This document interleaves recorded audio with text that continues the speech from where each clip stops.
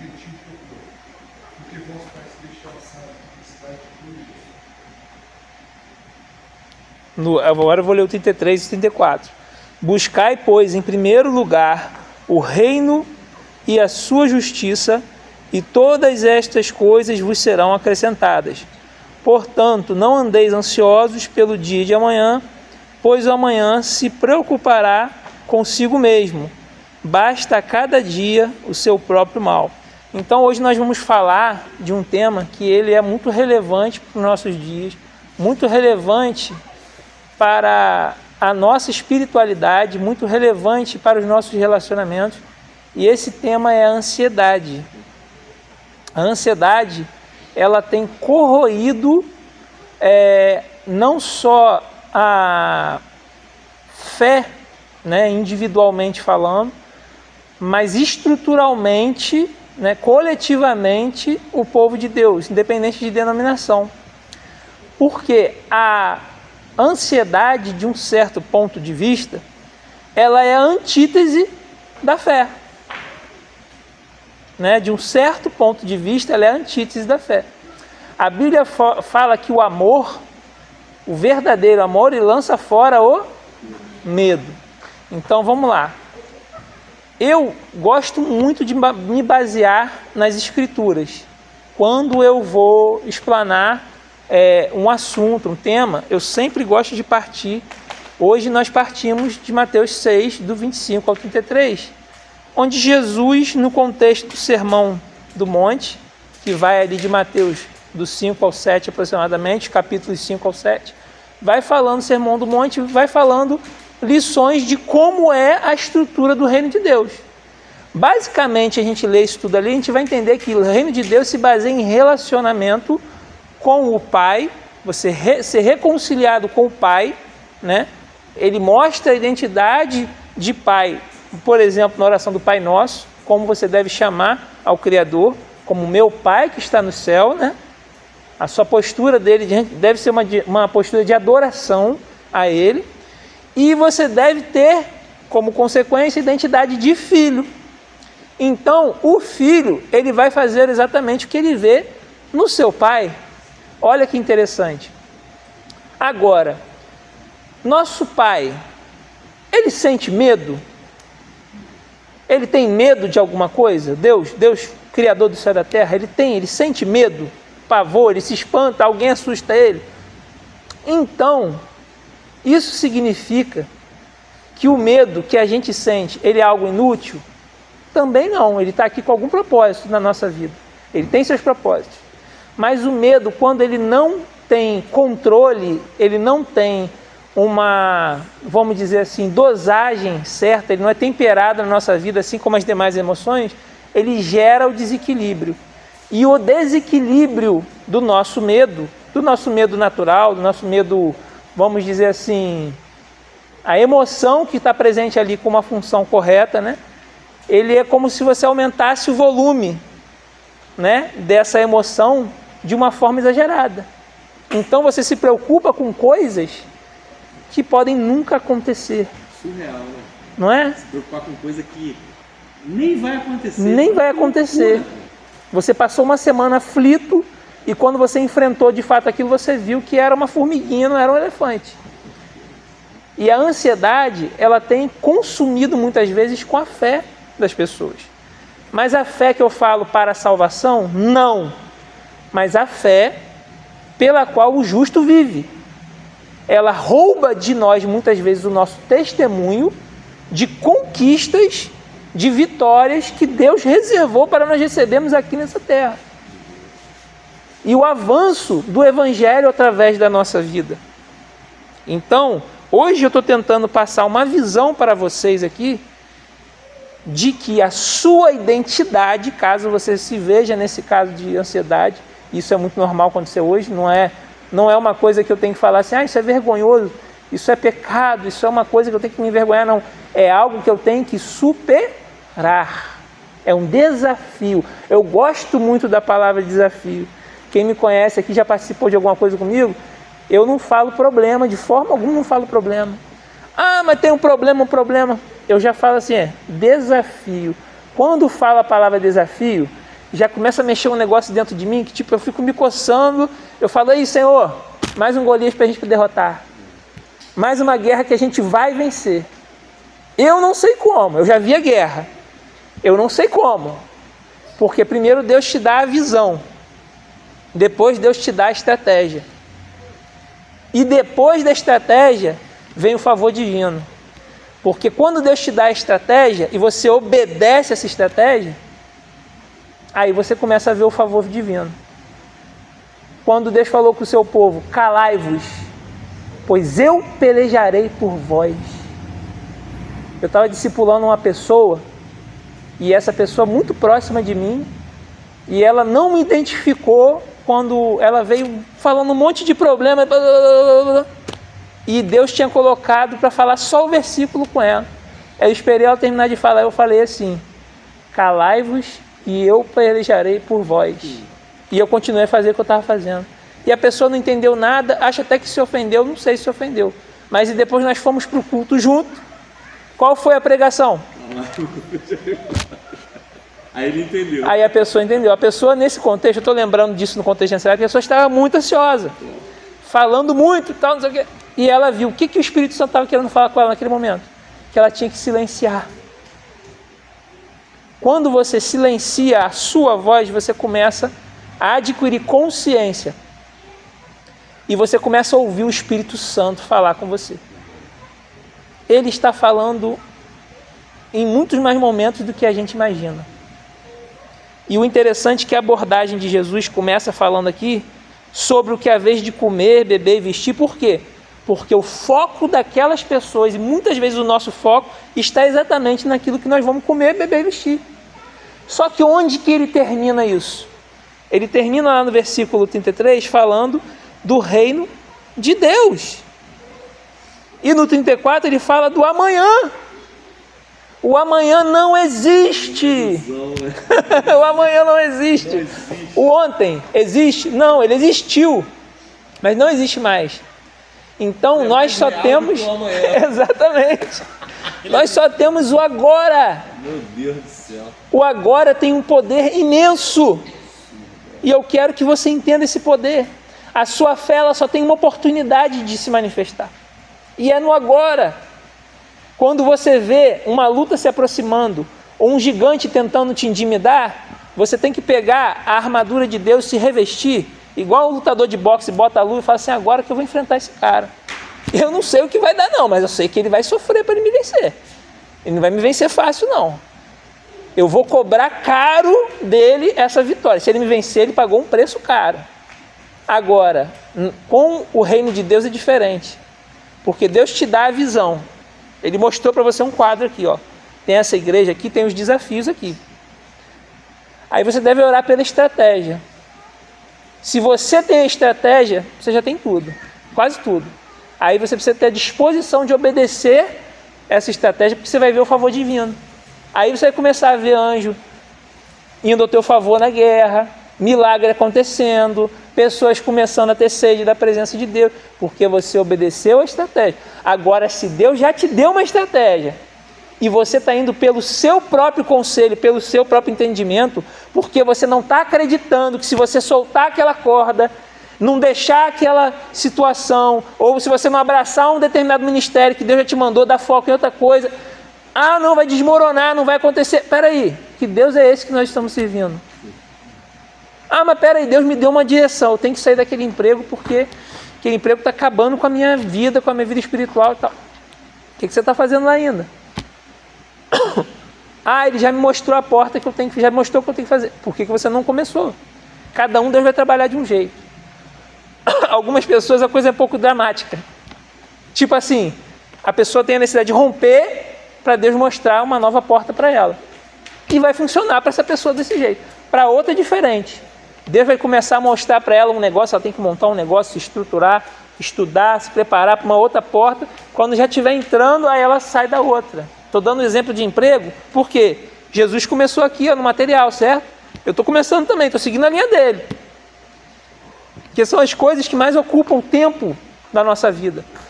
Só que quando a gente adquire a consciência de que as coisas dessa vida são regidas pelo mundo espiritual, você vê que Deus já tem uma medida de bênção para a sua vida de acordo com o que você é capaz de receber.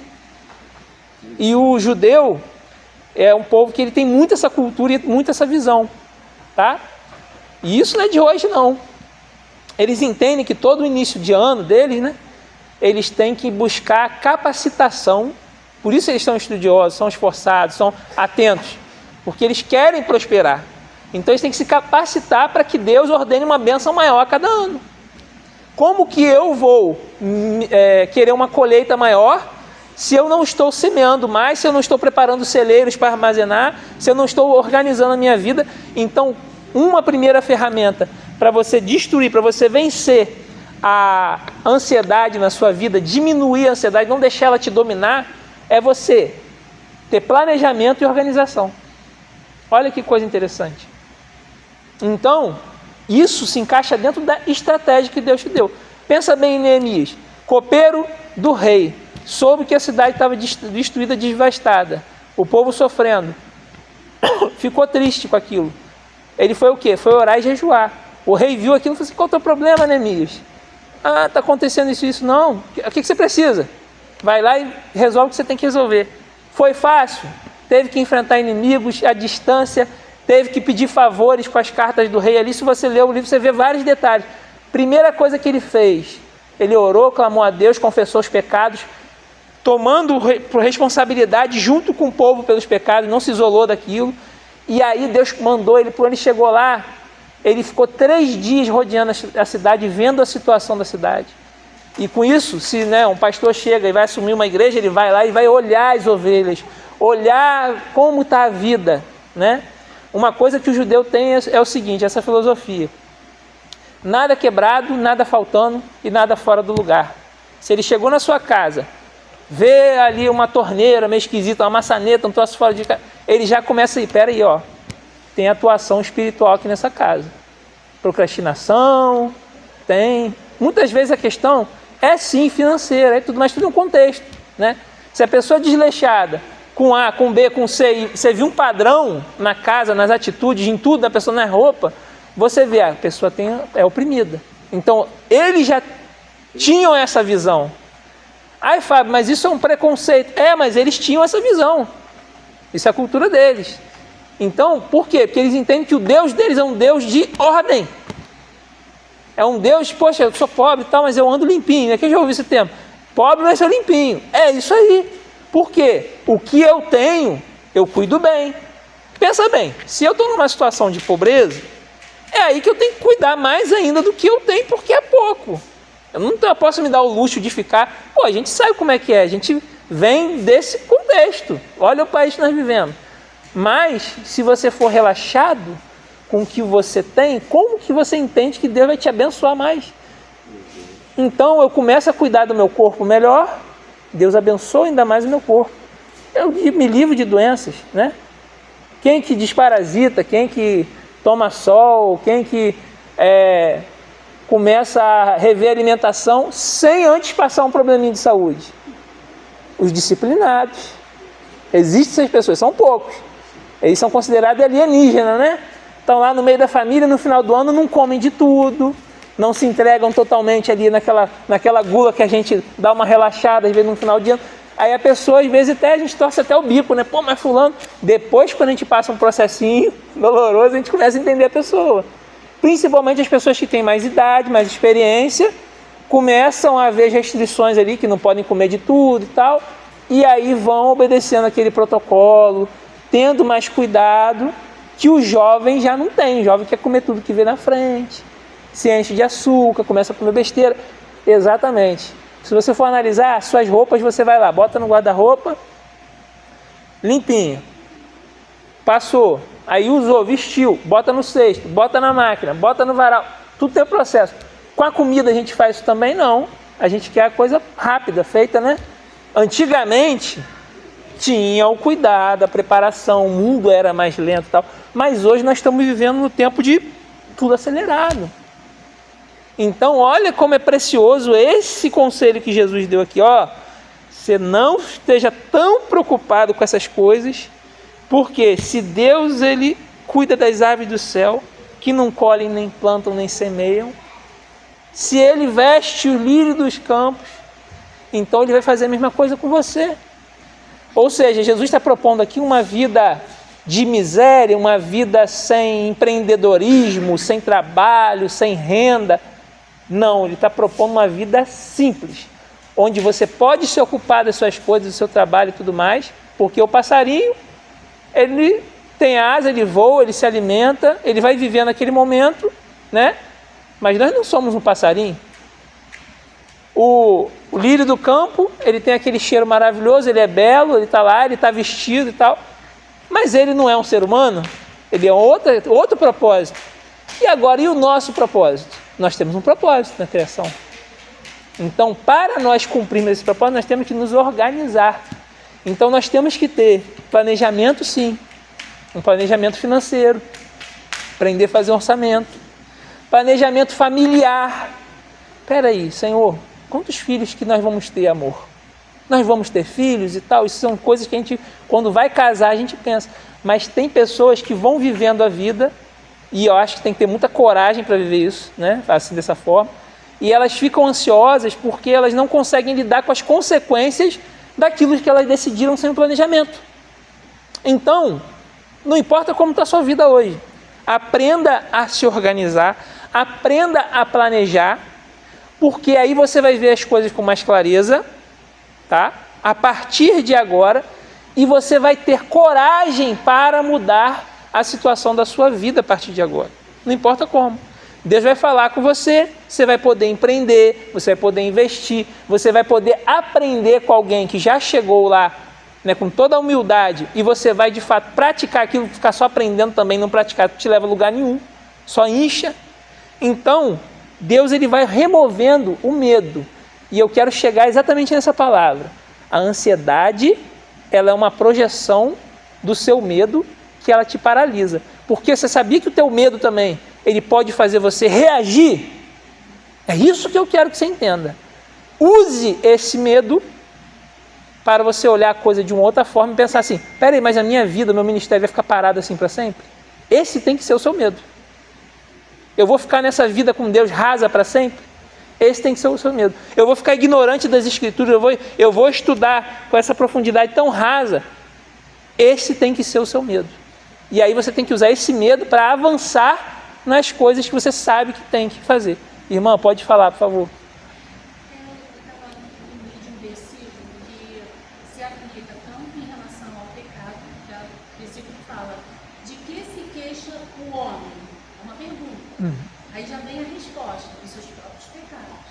Então, às vezes, como o senhor me falou, pastor, em relação a fazer compras demasiadamente, usar muito cartão, essas coisas, às vezes a pessoa lá na frente vai se queixar, mas por quê? Não houve esse preparo, não analisou o financeiro, então colocou assim, começou a comprar compulsivamente e lá na frente começou a se queixar daquilo que não meditou, não analisou. E não assume aquela responsabilidade, né? Então, Normalmente é isso. queixar, mas às vezes esquece que esse queixamento é por causa de quê? Isso aí. Errado, né? E outra coisa, às vezes se ressente com quem pagou o preço de ter se planejado, poupado, se organizado, empreendeu, venceu, e a pessoa ainda tem inveja daquela pessoa. E especula, não, deve ter roubado, deve ter feito isso. Cara, eu não sei da vida do outro, eu sei da minha vida. Eu sei que eu não fiz. E essa negativa Se o outro fez... dá para Deus também. Porque Exatamente. por que Deus me abençoa? Por que faz com aquele cara, não faz comigo? Então, mas muitas pessoas, elas usam o sucesso do outro ou o próprio fracasso para justificar e manter o seu medo. O medo é uma jaula, tá? E eu costumo falar que eu fui uma criança meio esquisita, que eu passei tantas coisas que eu desde cedo aprendi a romper com medo. Eu falo o medo que te paralisa, tá? Então eu falo assim, eu não sei o que é ansiedade. Eu sinceramente eu falo, não sei o que é ansiedade. Eu fui começar a entender quando a minha esposa engravidou. Que aí eu comecei a entender, tipo assim, e aí Deus, e agora, né? Aí vem aquela coisa assim, como é que vai ser? Porque eu meio que sempre me senti preparado para tudo, no quesito de tipo, o que acontecer, Deus me deu, Deus me tomou, louvado seja o nome do Senhor. Antes de ter Sara, nós perdemos um filhinho. E eu, em momento nenhum, eu entendi o propósito de Deus em tudo que aconteceu. Deus falou comigo claramente o propósito de tudo. E ela hoje também entende. Mas, no momento que eu vi ali a ultrassom, né? Aquela coisa, bateu o chicote dentro de gente, né? E eu entendi assim, isso que as pessoas falam que é a ansiedade. É a incerteza, né? Vai ou não vai, é ou não é. E eu falei assim, peraí, eu lembrei da promessa. É aí que está, irmãos. Orem pedindo a Deus a promessa. Você está no seu coração um negócio, uma carreira, uma profissão, um ministério? Senhor, vem cá, vamos conversar no negócio. Se o Senhor tem isso para mim, mostra a sua promessa para a minha vida. Que a promessa é algo sensacional. A promessa é uma mistura de um sonho para o homem e um projeto para Deus, porque Deus ele tem a visão clara, o homem ainda não, ele tem um vislumbre. Então, quando o sonho do homem se junta com o projeto de Deus, o nome disso é a promessa. Então, Deus ele te dá essa visão e aí, o que acontece? Você fica ansioso? Não, Caleb ficou lá mais de 40 anos. E quando chegou a hora de receber a promessa, ele ainda teve força para tomar posse da promessa, e ele tomou posse da promessa, e Deus deu uma estratégia de dominação no território dele. Vem cá, Israel, no tempo de Josué, conseguiu tomar todo o território dos cananeus ali? Eles venceram os reis, destronaram aqueles reis, venceram os piores inimigos, se juntaram e venceram. Mas permitiram que alguns continuassem na sua vida. Se aliançaram com alguns ali. Aí ficou, como sempre na história, né, o joio no meio do trigo. Quando Deus deu uma ordem, alguns homens ele não obedeceram. Mas se você for olhar, analisar Caleb, Deus deu a ele uma estratégia para ele vencer aqueles gigantes e ocupar aquela terra que Deus deu a ele. Mas olha a postura de Caleb e de Josué desde o início lá, né? Se você for analisar, na verdade, no refino mesmo, quem tomou posse da terra e cumpriu a missão foi Caleb. Porque Caleb fez discípulo. Se eu não me engano, foram os genros dele. Ele tinha filhas, né? Tem que revisitar o texto ali para ler com mais detalhe, mas é muito interessante. E Josué deixou discípulo? Não. O que Moisés ensinou para ele? Desde o início. Que ele primeiro serviu a Moisés, depois ele liderou. Mas qual foi o que deixou a desejar na vida de Josué? Ali no ministério dele, foi que ele não deixou um sucessor. E isso também foi propósito de Deus, para que surgissem aquelas lideranças em cada tribo.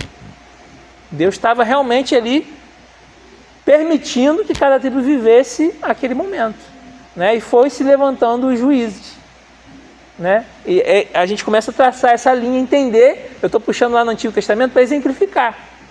Agora vem cá, se eu tenho receio no meu coração, como é que eu vou dizer assim? Se eu tenho uma ansiedade muito grande em mim, eu vou paralisar, ou eu vou me dar o trabalho de fazer discípulos, ou eu vou ter coragem de, mesmo não vendo condições, investir em alguém que queira para continuar a obra quando eu não estiver. Se eu sou uma pessoa ansiosa, eu vou paralisar. Agora, quando eu alimento a minha fé, eu supero a minha ansiedade e eu tomo atitudes que são as metas. O que é uma meta? É uma ação dentro de um prazo, sabe? E a meta, cada meta, ela compõe uma coisa maior. Um conjunto de metas compõe um objetivo.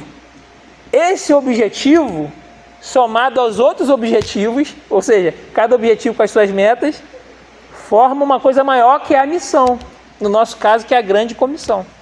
Então vamos lá, o seu objetivo de constituir família, seu objetivo de se tornar uma pessoa, um cidadão de bem, seu objetivo de honrar a Deus, de obedecer a palavra, todos eles somados, você está fazendo o ID.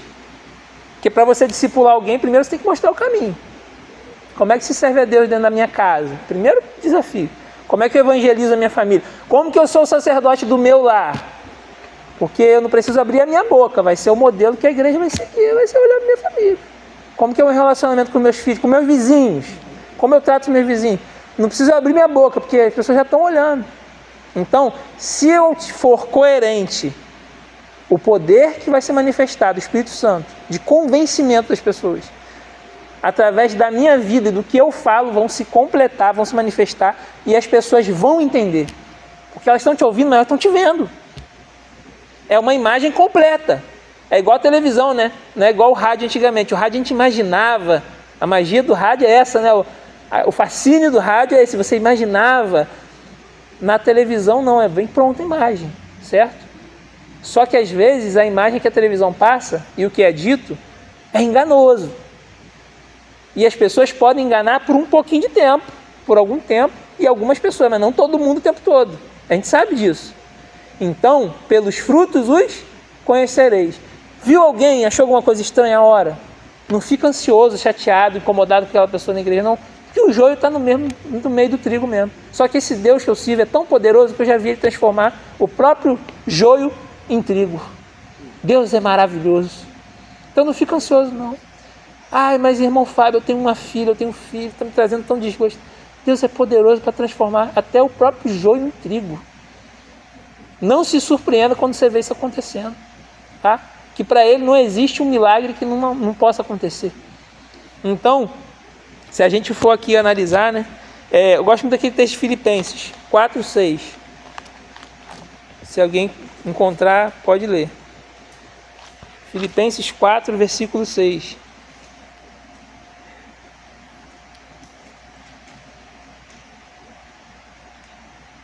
Não estejais inquietos por coisa alguma, antes as vossas petições sejam em tudo conhecidas diante de Deus pela oração e súplicas, com ação de graças. Amém. Na minha, ao invés de inquietos, tem ansiosos mesmo por coisa alguma, né? Mas o contexto é mesmo. Antes pela oração e súplica e ações de graças sejam as vossas petições conhecidas diante de Deus. Então, se você for olhar aqui, esse texto ele tem um segredo muito profundo, tá? E o segredo que ele traz, que assim, até se você quiser pesquise sobre isso, né? Pardeis. É um método de você interpretar a Bíblia em camadas, tá? E se eu fosse dizer aqui qual é o segredo deste versículo, eu colocaria, que é um segredo mais profundo, né? Que ele está além da ansiedade. Ele está dizendo que a oração ela é completada por ações. No caso aqui, ações de graça. Então ele está te dando uma chave. A chave é, para que você não ande ansioso, ore e tenha ações que demonstram a sua gratidão a Deus. Como é que eu vou aplicar isso na minha vida? Né? Então eu acabei de mostrar para vocês aqui que tem uma forma diferente de interpretar a Bíblia. Uma camada mais superficial é falar de ansiedade. É o que está claro. É o que está claro. Mas o que está no segredo, oculto no texto, esse já é o segredo. Então o segredo, Deus revela para quem tem intimidade com Ele. E quem tem intimidade com Ele estudou esse livro aqui todo algumas vezes. E você está nesse processo, você está estudando. Cada vez mais Deus vai falar com você. Então, como que eu venço a ansiedade? Para a gente já ir caminhando para uma conclusão. De onde vem a fé? A fé vem de ouvir a palavra de Deus. Então, como é que eu vou me libertar dessa ansiedade, irmão Fábio? Quando a sua expectativa não tiver no começo, lá do versículo 25 de Mateus 6, que Jesus começou a falar, das coisas que tiver que comer, de beber e tal, mas a sua expectativa, a sua esperança tiver de fato no final daquele texto que fala sobre o reino de Deus. E no final ainda pincela assim, as demais coisas serão acrescentadas. Ou seja, tudo começa em um relacionamento com Deus e Deus vai te mostrando, filho, hoje eu vou revelar algumas coisas lá para contagiantes nessa escola da palavra que alguns filhos meus vão estar lá e eu quero que você revele isso aqui que eu já te contei. Aí eu pego a minha Bíblia, eu vou lá, olha gente, isso, aquilo e tal, não sei o quê. E às vezes eu estou aqui falando, aí ele vem aqui no meu ouvido e fala assim, filho, estou te dando esse segredo aqui agora, revela com eles aqui agora, nesse momento. Aí eu vou lá e falo. Eu estou ansioso pelo que eu vou ter que falar aqui? Não. Mas lá atrás eu fui tratado. Como que eu fui tratado? Muita perda. muita dor, muito sofrimento. Aí quando veio um sofrimento grande, uma dor grande, eu olho e falo assim, não, Deus me sustentou e eu sobrevivi, eu venci. Eu sou um sobrevivente. E eu não só sou um sobrevivente, eu sou um vencedor. Aí eu abro a Bíblia, não, eu não sou um vencedor. Eu sou mais do que vencedor. Você vai lendo a Bíblia, as peças vão se encaixando. Você olha a Bíblia, não, peraí, Deus me chamou para ser um vencedor. Aí você lê a Bíblia, não, Ele me chamou para ser mais do que vencedor. E pelo amor de Deus, o que significa isso? Que mesmo quando todo mundo acha que você está derrotado, caído, anulado, insignificante, Deus ele está assim, Ele só está olhando. Não, calma meu filho, eu só estou avaliando. Isso aqui é para te mostrar quem está ao seu redor. É para você aprender o seu ambiente, como que você está, porque eu vou exaltar você, eu vou honrar a sua fidelidade, eu vou honrar a sua fé, eu vou honrar a sua postura. Ninguém está vendo a sua postura, eu estou vendo a sua postura, eu estou vendo a sua confiança silenciosa em mim, eu estou vendo o seu trabalho silencioso, eu estou vendo a sua confiança invisível aos outros em mim, e eu vou coroar a sua vida com as bênçãos que eu determinei já e coloquei na sua visão. Segue na estratégia que eu te coloquei, porque às vezes nós desanimamos. Imagina, depois daquela derrota terrível lá em Ai, que Josué sofreu lá com o povo, porque esconderam uma túnica lá, esconderam um despojo que não era e tal. E aí vem um anjo do céu, né? Se coloca ali diante de Josué, Josué vai e puxa uma espada. Gente, você imagina a coragem de um homem que puxa uma espada para um anjo. Ele viu que não era uma estatura normal. Ele viu, né? Que não era um homem comum. Só que ele sabia o Deus que estava também na vida dele. E ele sabia que ele não ia perder para ninguém. Agora, quando ele bateu de frente com aquele homem, que ele não sabia o que era, que ele achou que fosse o anjo, e ele entendeu que aquele ali era o general dos exércitos, ele se prostrou, ele teve que se prostrar, porque ele entendeu que era aquele ali que dava o poder para ele combater e vencer. Então ele jamais poderia desonrar, só que ele estava em posição de atenção, vigilância. Quem está em posição de vigilância, mesmo depois de uma derrota difícil, está vigilante, está ali, está atento. Ele entende que a força não é dele. Essa força que te fez chegar aqui até agora não é tua, meu irmão. Não deixa a vaidade, o inimigo chegar pensando, isso aí você tá porque você é bom, que você consegue, que você, né, dá um jeito. É dele, ele deu a força dele para você suportar o que tu está suportando até agora e está aqui. E ele vai te honrar, fique calmo. Ele vai vir e vai te dar a estratégia. Quando você vê a estratégia, você já teve a visão já do que está acontecendo. Poxa, isso na minha vida também é espiritual. Calma, ele vai te dar a estratégia. Quando ele te der a estratégia, siga a estratégia. Povo de Deus, olha só, os sacerdotes vão vir com a arca aqui. Nós vamos passar 7 vezes em volta desses muros aqui. E quando a gente passar 7 vezes, nós vamos tocar a trombeta. E depois que acontecer, nós vamos partir para dentro desse muro com raiva. E nós vamos derrotar esse povo, não vamos deixar um. Só quem vai sobreviver é Raabe e a família dela, porque eles foram fiéis a Deus. Eles foram fiéis ao Senhor, eles creram na promessa.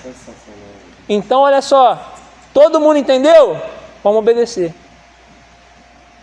Olha que interessante.